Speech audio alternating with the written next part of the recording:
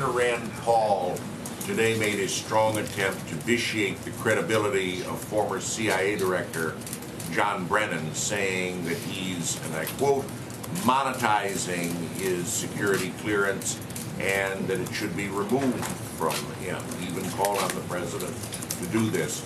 Will the president consider Senator Paul's suggestion and call for the removal of former Director Brennan's security clearance?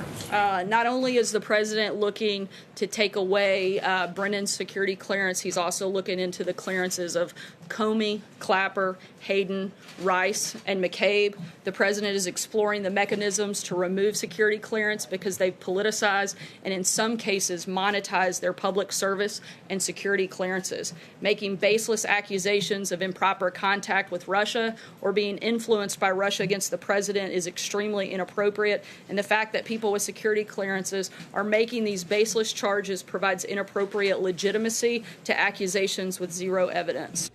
That was the big headline of the afternoon, but it came with some foreshadowing. Here's what President Trump said about James Clapper and John Brennan last week to CBS Evening News anchor Jeff Glor.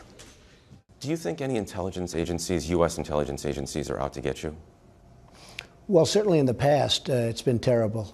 You look at Brennan, you look at Clapper, you look at Hayden, you look at Comey, you look at McCabe, you look at Strzok and his lover, Lisa Page. You look at other people in the FBI that have been fired, that are no longer there. Certainly, I can't have any confidence in the past, but I can have a lot of confidence in the present and the future because it's getting to be now where we're putting our people in. But in the past, no, I have no confidence in a guy like Brennan. I think he's a total lowlife. I have no confidence in Clapper. You know, Clapper wrote me a beautiful letter when I first went to office, and it was really nice. And then all of a sudden he's gone haywire because they got to him and they probably got him to say things that maybe he doesn't even mean. But no, I certainly don't have confidence in past people. You look at what's happened. Take a look at all of the shenanigans that have gone on. Very hard to... Joining me now by phone to discuss the clearance program is CBS News senior national security contributor Mike Morell. Michael was the acting director of the CIA under President Barack Obama. You're the perfect person to talk to on a day like this and a story like this. First of all, explain to us when an official leaves their post. How long do they keep their security clearance? Brooke, I can only speak for the CIA. That's the organization I know the best, so I don't know what happens at other organizations. But at CIA, former director, former deputy director keep their clearances for life, although they must go through a normal reinvestigation process like anybody else. When a former director or deputy director leaves, they not only have the basic clearance, right, that all CIA employees have, but they have a lot of special clearances. When they leave, they lose the special clearances and they keep the basic clearance. But as long as they go through that normal reinvestigation process, they can keep them for life.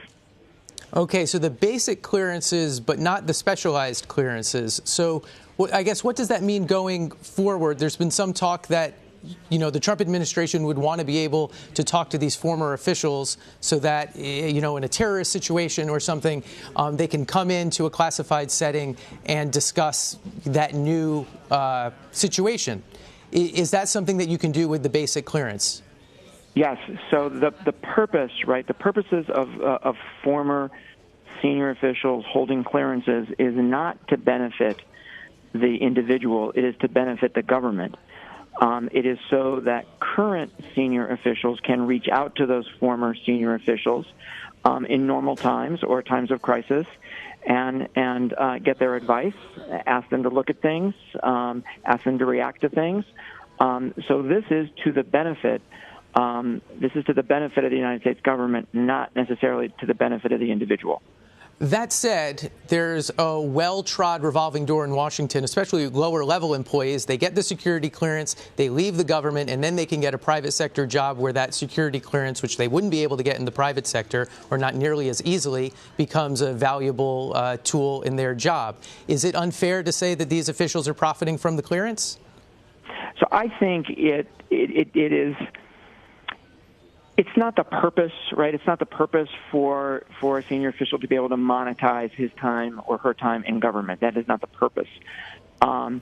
Most senior officials I know who are on this list that the president's spokesperson talked about today are not monetizing their security clearance.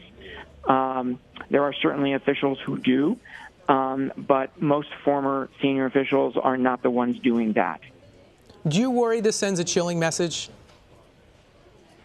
The purpose of it is obviously to or I would think in the president's mind, right? I learned a long time ago, don't try to guess what people are thinking, but I'll speculate here, right? I think the president's purpose is to create some cost for those who are criticizing him.